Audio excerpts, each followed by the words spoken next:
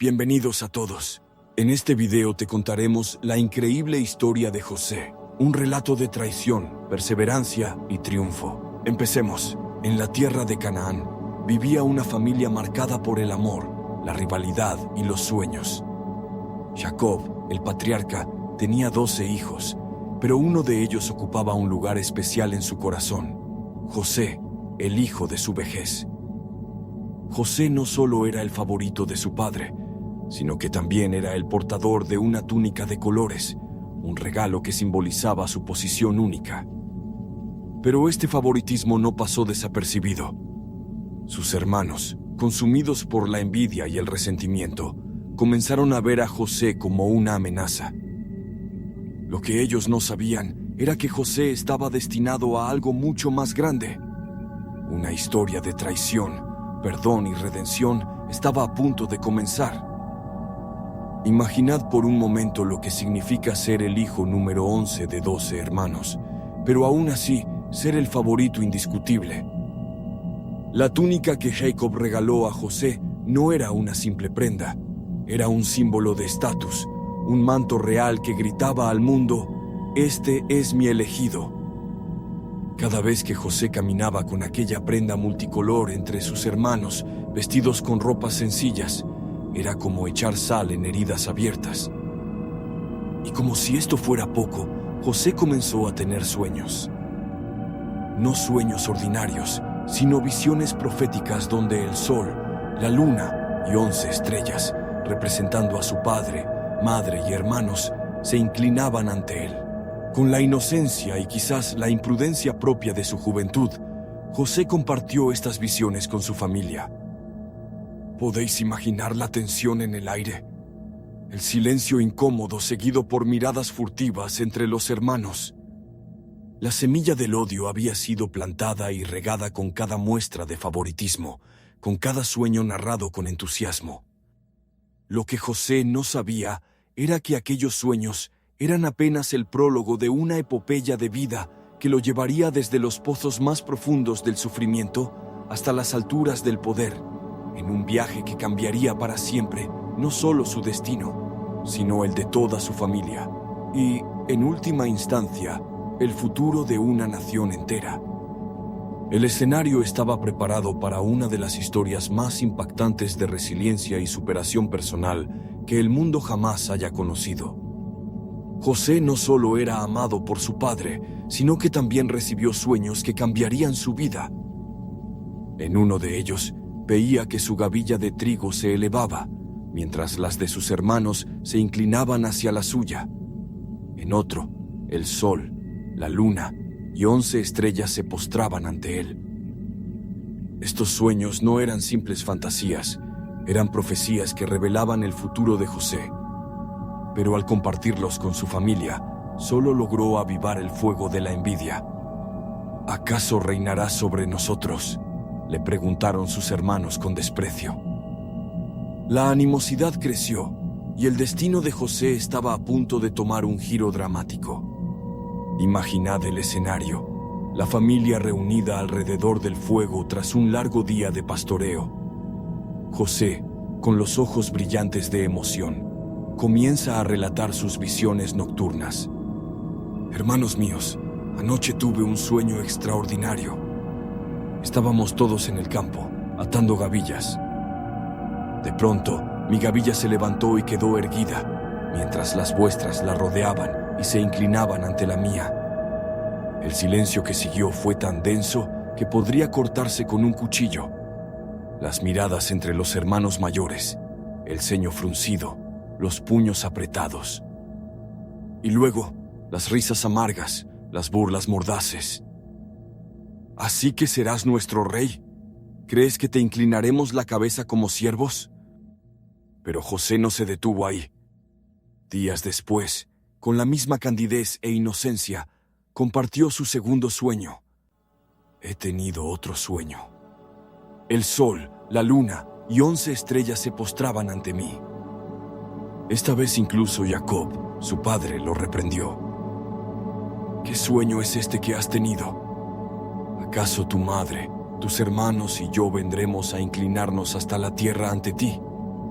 Lo que José no comprendía en su juventud era que las palabras tienen poder, que los sueños revelados pueden convertirse en semillas de odio cuando caen en tierras de resentimiento.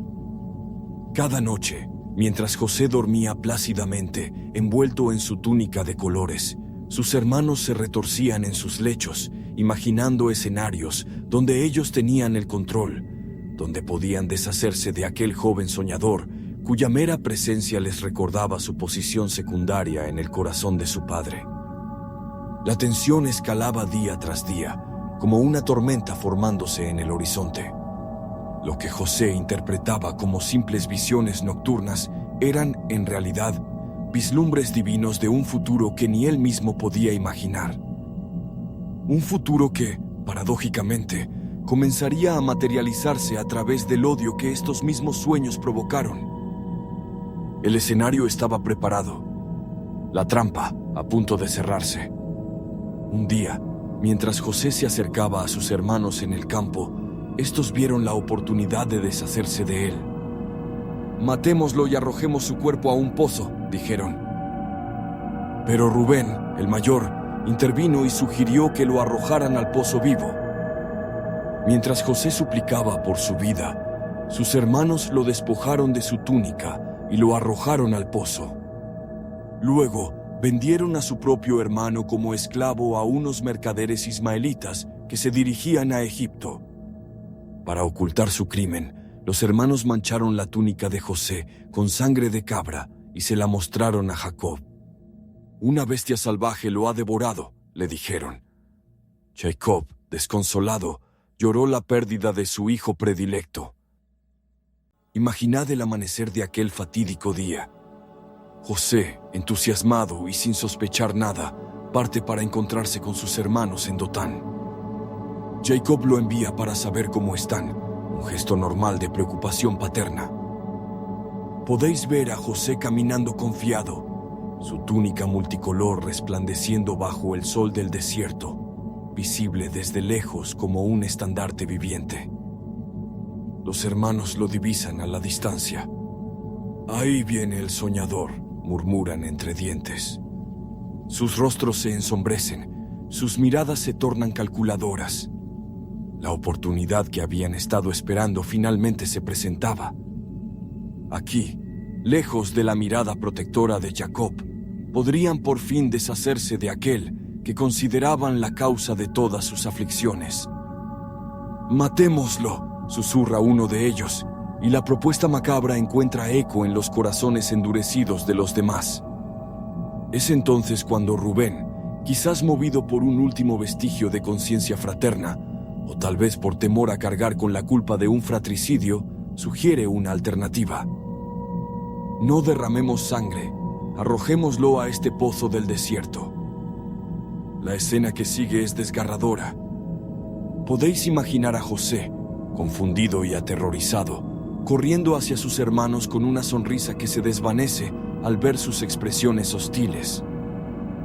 El momento en que lo rodean, lo agarran con violencia, le arrancan aquella túnica preciosa, símbolo de todo lo que ellos despreciaban, y hacen oídos sordos a sus súplicas desesperadas. El eco de sus gritos resonando en las paredes del pozo vacío, mientras sus hermanos se sientan tranquilamente a comer, como si acabaran de deshacerse de una molesta plaga y no de su propia sangre. Y luego, el giro del destino. Una caravana de mercaderes ismaelitas en ruta hacia Egipto. Una nueva idea surge. ¿Por qué no obtener beneficio de su venganza? 20 piezas de plata cambian de manos y José es arrastrado hacia un futuro incierto, vendido como esclavo por aquellos que deberían haberlo protegido. La mentira final, una túnica empapada en sangre de cabra, presentada ante un padre que cae de rodillas, destrozado por un dolor que lo consumirá durante años. «Tu hijo ha muerto», le dicen, mientras la túnica manchada habla de una falsa tragedia. Lo que los hermanos no sabían era que estaban participando, sin saberlo, en un plan mucho más grande que sus mezquinas envidias. En Egipto, José fue comprado por Potifar, un oficial del faraón. A pesar de su condición de esclavo, José prosperó y se ganó la confianza de su amo, quien lo puso a cargo de su casa. Pero la vida de José estaba lejos de ser fácil. La esposa de Potifar, atraída por él, lo acusó falsamente de intentar seducirla. José fue enviado a prisión, donde su fe y su integridad serían puestas a prueba una vez más. En la cárcel, José se ganó la confianza del carcelero y se convirtió en líder entre los prisioneros. Aunque parecía que todo estaba en su contra, Dios no lo había abandonado. Imaginad a José, arrancado de los brazos de su padre, vendido como mercancía, transportado a una tierra extraña donde el idioma, las costumbres y los dioses eran completamente diferentes. Un joven hebreo en el corazón del poderoso imperio egipcio, sin familia, sin conexiones, sin más recurso que su fe inquebrantable y su extraordinaria capacidad para adaptarse y sobresalir.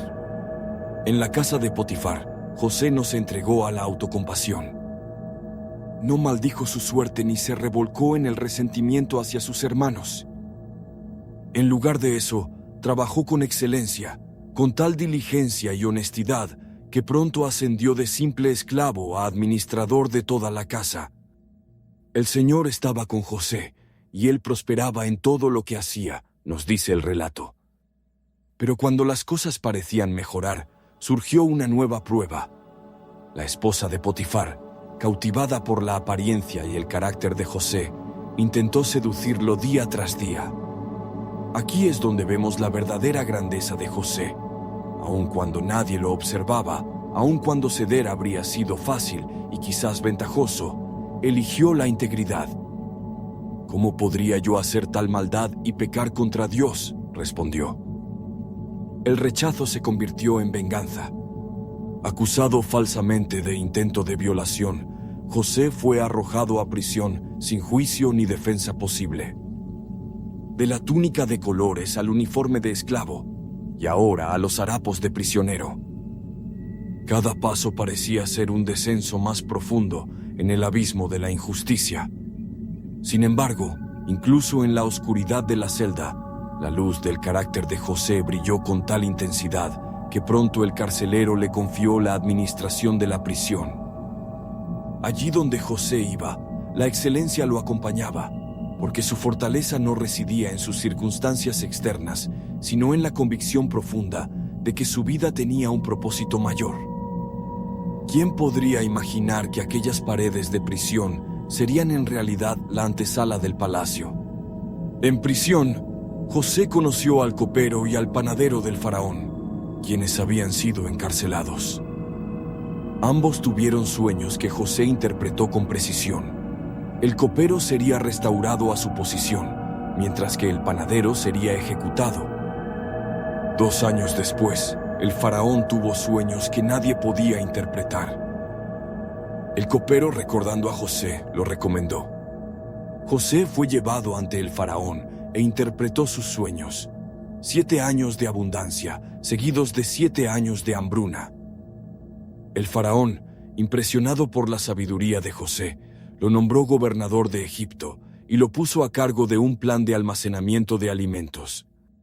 El calabozo, ese lugar de olvido donde la sociedad arroja a quienes no quiere ver, se convirtió para José en una nueva encrucijada del destino.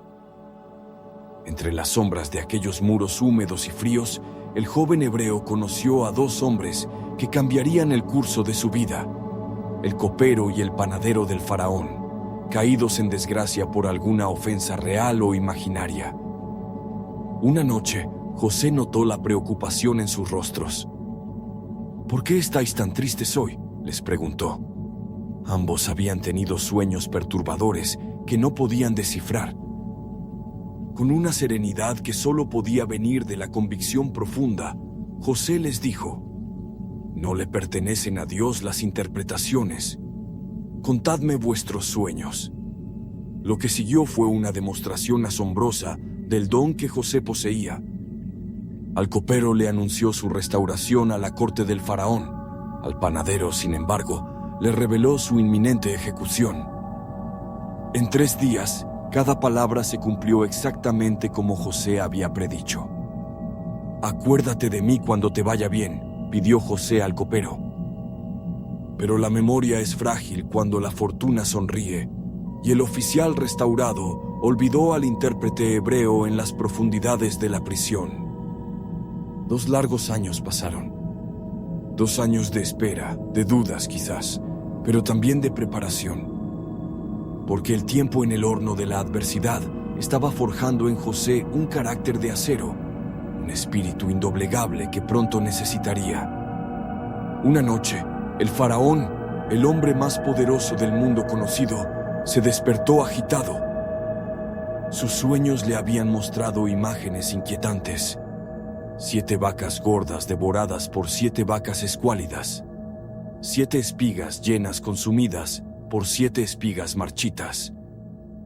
Los magos y sabios de Egipto se quedaron mudos ante estos enigmas. Fue entonces cuando el copero recordó: hay un joven hebreo en la prisión. De la oscuridad a la luz, del calabozo al palacio. José, el esclavo, el prisionero, fue conducido ante el trono del faraón. Sin arrogancia pero con firmeza, declaró: no soy yo, sino Dios quien dará al faraón una respuesta favorable.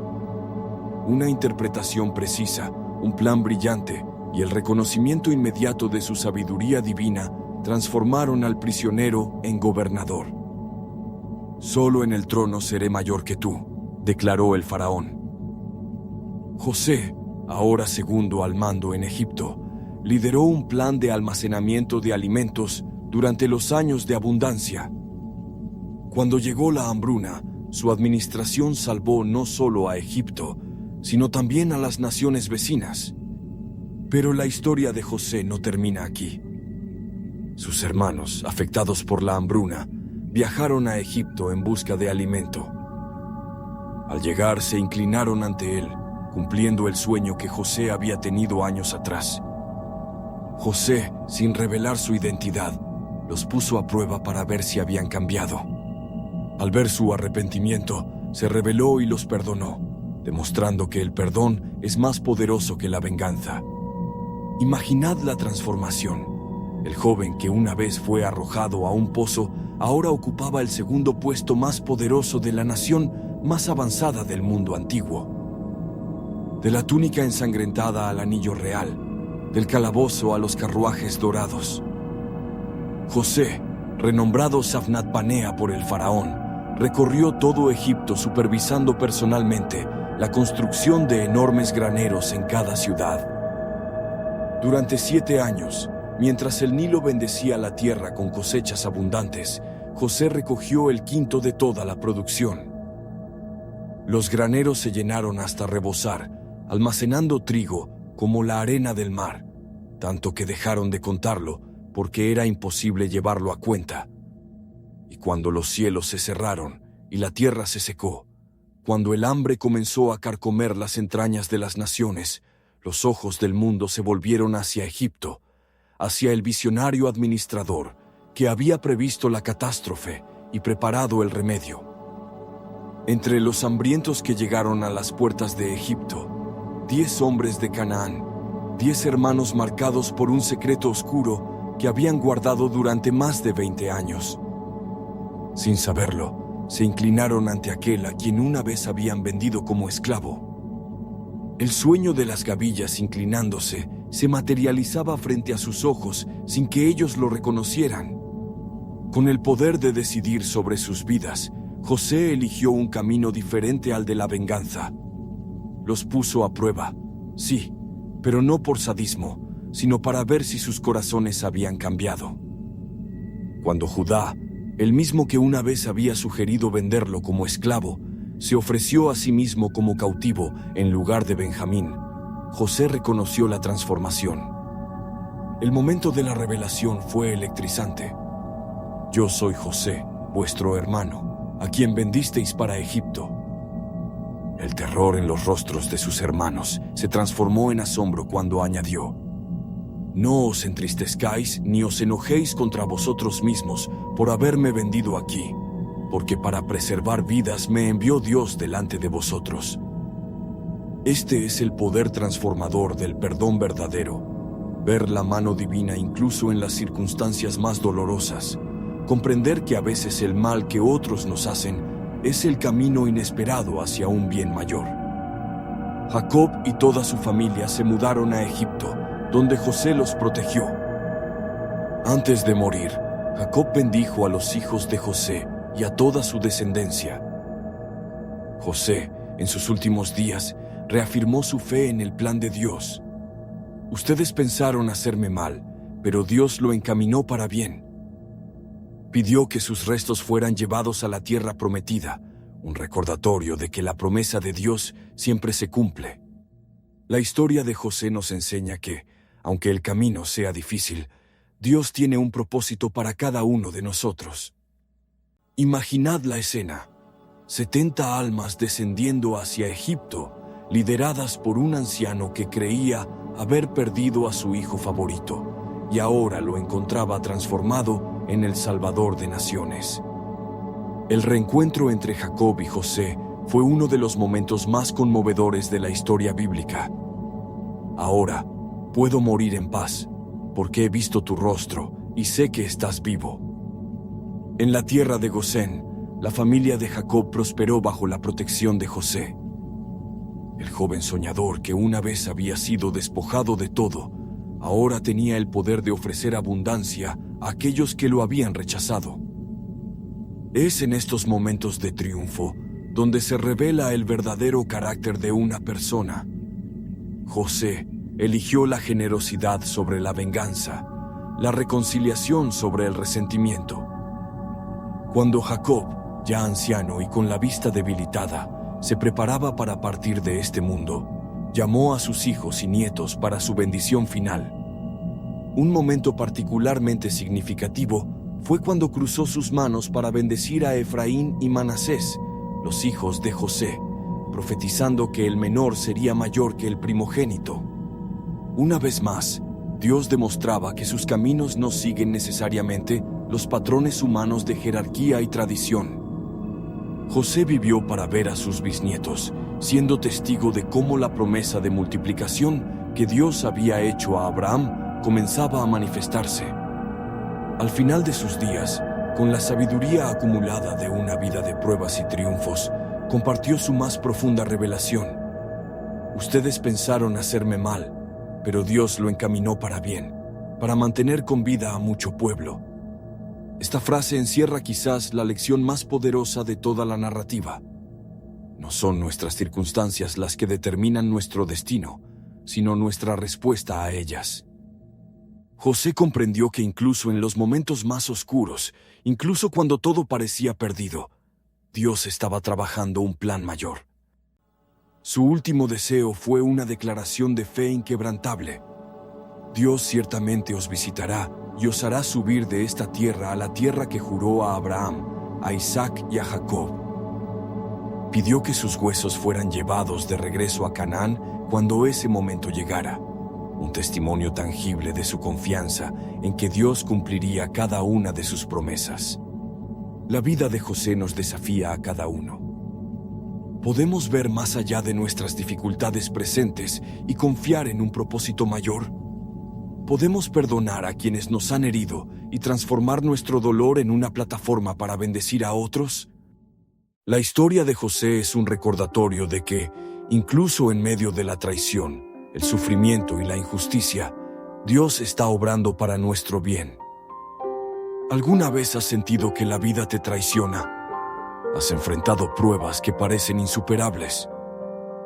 Hoy te invito a reflexionar sobre tu propia historia. ¿Cómo puedes confiar en el plan de Dios, incluso cuando no lo entiendes?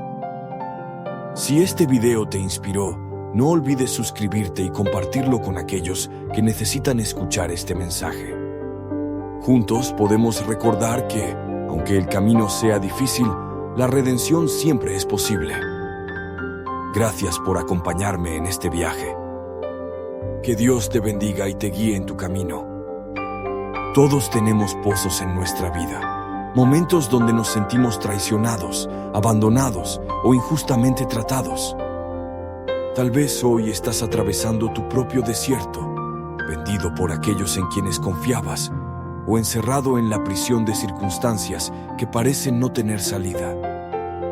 La lección más poderosa que José nos deja no es simplemente que Dios puede transformar nuestra tragedia en triunfo, sino que el proceso mismo de transformación nos forja, nos prepara y nos equipa para un propósito que va mucho más allá de nuestro bienestar personal. Piénsalo, si José hubiera sido rescatado inmediatamente del pozo, nunca habría llegado a Egipto. Si nunca hubiera sido falsamente acusado, jamás habría conocido al copero y al panadero en prisión. Cada sufrimiento, cada injusticia, cada retraso fue en realidad un escalón necesario hacia su destino. ¿Qué sería de nuestra fe si solo creyéramos en los momentos de abundancia? Es en la oscuridad donde nuestra confianza en Dios brilla con mayor intensidad. Es allí, en el crisol de la prueba, donde descubrimos que nuestra identidad no depende de nuestras circunstancias, sino de nuestra relación con el Creador. La próxima vez que te enfrentes a una traición, a una pérdida o a una injusticia, recuerda a José. Levanta la mirada más allá del pozo, más allá de la prisión, hacia el palacio que Dios está preparando para ti, no necesariamente de riquezas materiales, sino de propósito, significado y una paz que sobrepasa todo entendimiento.